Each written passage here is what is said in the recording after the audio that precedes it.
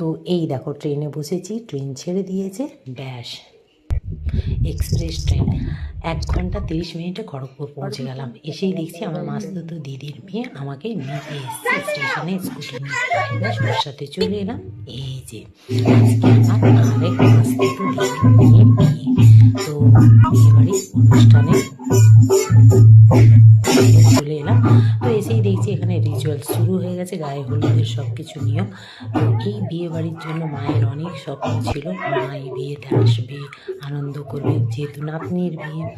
তো যাই হোক, আর আমার এই দিদিও নেই, যার মেয়ের বিয়ে সেই দিদিও নেই।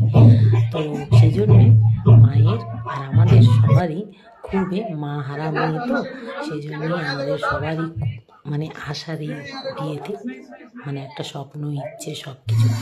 যাই হোক, এখানে রিচুয়াল শুরু হয়ে গেছে, সবাই কত লোক, সব রিলেটিভ আমাদের, কেউ বাইরের লোক নেই।